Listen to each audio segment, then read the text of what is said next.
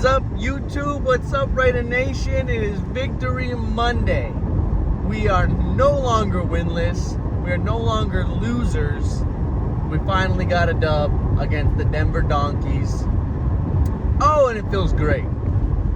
Great game. Let's talk about it just a little bit. And I'm going to point something out that a lot of us wanted to see, and that's Josh Jacobs get the damn ball. And what did we do? We gave him the ball. He carried the ball about 28 times, 144 yards. That's a career best for him. He had a touchdown. He had about 30 yards receiving. The guy was electric. The run game was perfect. The offensive line looked pretty good when it came to protection in the run game. Great game for this team because we needed this win so badly. Got the first one out the way. Now we just need to find a way to stack it. And we play the Chiefs next week in KC on Monday night. That's going to be extremely tough. I'll be straight up forward with you right now. I have no faith that we can win that game. I'm just going to be straight up honest. I do not think we can go into KC on a Monday night and beat them. I hope I'm wrong, and I hope I eat a lot of crow for that, but at the same time, I'm being realistic in what this team has looked like. It's gonna be very, very tough. Now let's talk about this game real quick, and then we'll touch on that at the end. Shout out to everybody who commented on the last video, though. You guys gave me so much love. Some OGs were in the comments. You guys made me feel welcomed back, so I'm inspired again. Let's keep this thing rolling. So, the Raiders start off a little slow. And by that I mean we go down the field on our first drive and only settle for 3. So still something we need to clean up against a team like the Chiefs next week. We can't settle for field goals at all, really. We'd have to put 7 points up every time we're in the red zone, no matter what. I'd say our red zone offense was not that great. It's kind of tough to run the ball down there when they're expecting the run. And then the pass is harder too. And the defense of the Broncos were pretty solid. They have a pretty solid unit back there, even without Justin Simmons at the moment. They played really well. They were sticky to Devontae. Patrick Surtain was really sticky on him and made it a hard time. But you notice that they started, if they're doubling Waller and they're doubling Adams, and we had no Hunter Renfrow this game. It gave the run game a new life, and Josh was able to run the ball and get out of those tackles that he usually breaks, and the offensive line were able to hold their assignments for just enough for Josh to find a little bit of a lane to get in there, and that was fantastic. But in that red zone, it's a lot harder, and that's where we're struggling with. There's no identity in the red zone, and that needs to get cleaned up. Defensively, I thought we started off a little slow. You could definitely tell that Russell Wilson and then they had a game plan to how to attack our defense, and they were working at it really well. But I will say, the run defense, very good. I was very impressed with the run defense. Denzel Perryman is a difference maker on this defense, guys. He was flying on the TV screen. He was wrapping up the tackles. He was all over the field. It was so good to have him back.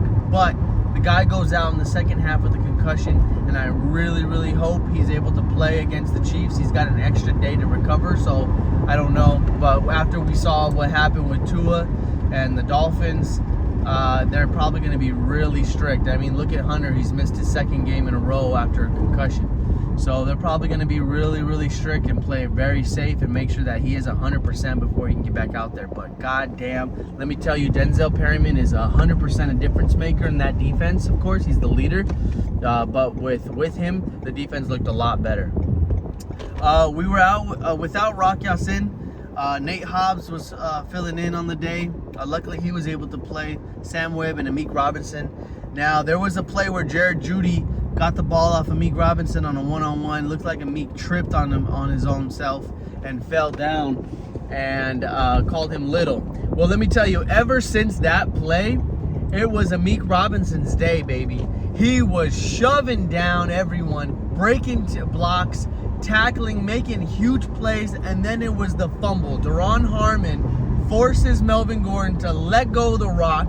It falls right into the hands of Amik Robinson, and he takes it to the house. He looks like a damn running back. He runs that thing back. let me tell you, I was so excited. I was so hyped. That is the first defensive touchdown that we've scored in 3 years, I believe they said. I believe in 3 years, or fumble recovery, or I don't know. And then there was another stat about that's the first time we've scored a touchdown since 2014, or I don't remember which one was which, but that's a really long time. And wow, and what a difference maker that was right there. But beautiful play. I think the pass game struggled a lot today, and I don't know if it was just because they were doubling our 2 top guys and Carr didn't have all the time. It was definitely the pass rush was getting there. He doesn't have too much time in the pocket. Here plays here and there, but he started running the ball, which was great. He started looking like Lamar Jackson. And this guy, Derek Carr, had 44 rushing yards, and he was putting the Jets on him.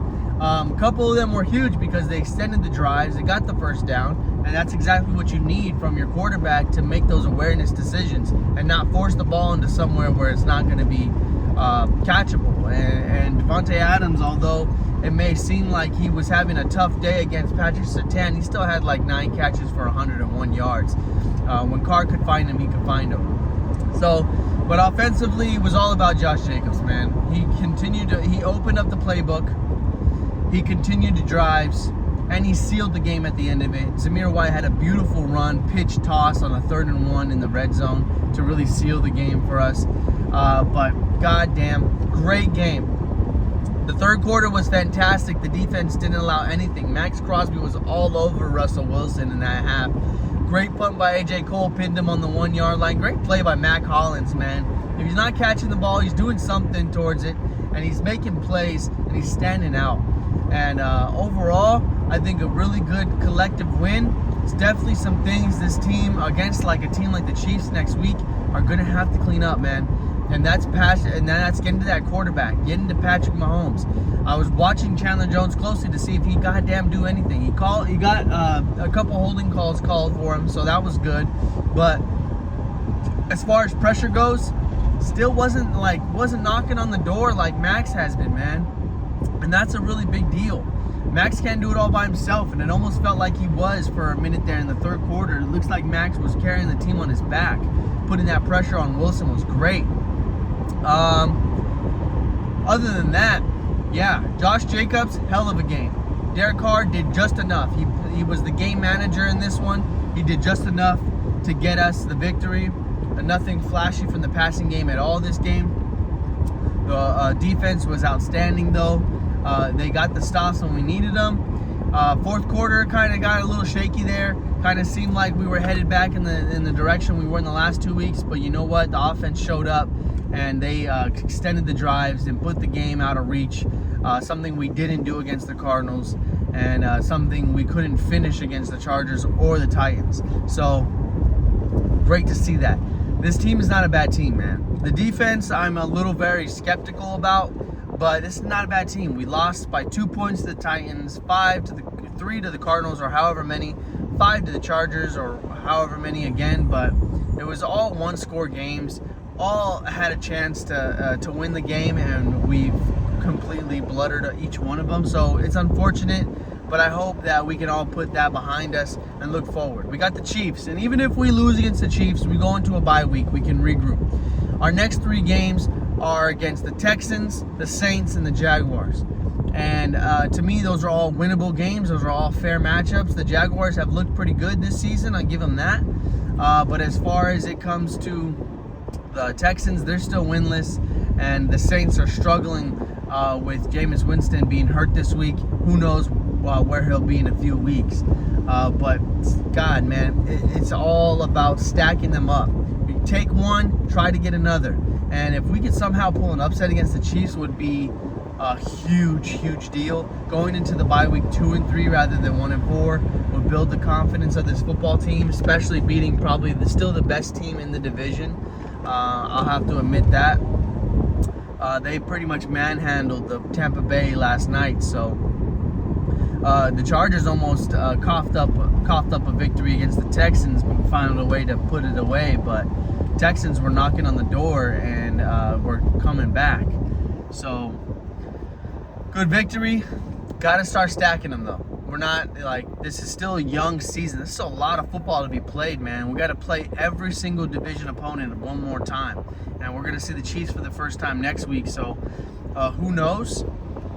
Division games could go any way, but we know against the Chiefs, they've only gone one way in the last few years, and that's in the hands of KC. So I don't know, man. If we could somehow find a way to peel out a victory, that would be outstanding. But I'll dead be honest with you guys right now, man. My hopes are not that high to pull off an upset, man. I'm gonna have to be blown away. Call me a Debbie Downer, negative Nancy, whatever. I'm just being real with you. I'm just being honest. That's how I'm feeling going into that Monday nighter. I'll probably miss half the game due to work. So by the time I get off, I'll see where we're at. It'll probably be mid-third quarter, and if it's going the way I think it's gonna go, then I'll be glad that I don't have to stress and get angry at the TV screen. But if it's going in our favor, then I'll be super stoked and excited to resume the game on my way home, and hopefully we can pull an upset. But let me know what you guys think down below. If we run the ball, we control the game, we can find a way to win. And I think we learned that yesterday, man. I hope they all learned that we can win this football game. When you give Josh Jacobs the rock and the offense has those tools to open up the playbook, when you're not one-dimensional throwing the ball, and especially with Derek Carr, he has his moments. He sometimes is great and sometimes he makes questionable decisions. So when you're not forcing him to force it, then we look like we'll be in good hands. But anyways, I appreciate y'all. Thank you guys for watching. If you made it this far, like, comment, share, subscribe to some other Raider fans. Raider Nation, Vegas, LA, Oakland, wherever you're at. We're still breathing. Oh, and I'll end on this. The whole, the Broncos, took over. They did. There's a lot of orange in the stands. Here's one thing. Orange is any color is gonna stand out in a sea of black. Okay, it's gonna stand out like a real sore thumb. But when your team is 0-3, you are not gonna want to go to the game and spend all of that money. Let's be real. A lot of Raider fans are hardworking, blue collar individuals. They don't have the money to be spending on a Vegas trip every weekend. And if you have season tickets and you're blessed enough to be in that position, kudos to you, man. But I don't blame you also for selling your tickets to make a profit, because going to not wanting to go to a game that you're uncertain if this team is going to win. It's a hard-earned money, and in a time in the economy that it's so tough right now, I'm not mad at it. I know it's going to happen. It's a tourist destination, first of all, and even in Oakland, this happened in Oakland all the time when the Raiders were terrible, when they were below sub 500. This happened all the time. I've been to a Raider Bronco game. I've been to a Packer Raider game. I've seen them. There's a lot of fans, and the people make the trip, and they'll make the trip knowing that their team has a really high chance of winning the football game. Who wouldn't? If I wanted to go to the Texans game in a couple weeks because I felt like we could beat the Texans, and I didn't want to go to a game like against the Chargers or against the Rams, for example, when we play them in LA, I don't know if I want to spend all that money to watch my team lose. And that's just me being straight up. There's nothing wrong with that. I'm not, because the ticket prices are ridiculous. Let's be real. $300 a ticket to go to Vegas, or about $250 to go to LA. And that stadium in LA is not worth that money. Let me tell you that. SoFi Stadium is garbage. Okay? So that's just, being smart with your money.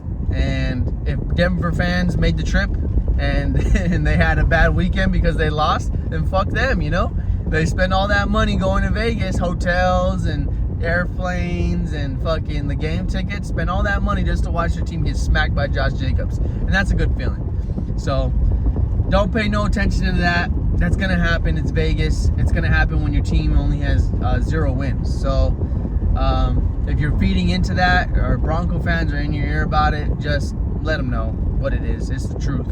They, at the end of the day, they completely got their ass beat. So, I'm Mr. Raider Kid. Thank you guys for watching. Raider Nation, let's go on to the next one. Let's try to pull an upset in KC. All right, guys. 1-3. We got the first one. That's the most important thing. See you guys later.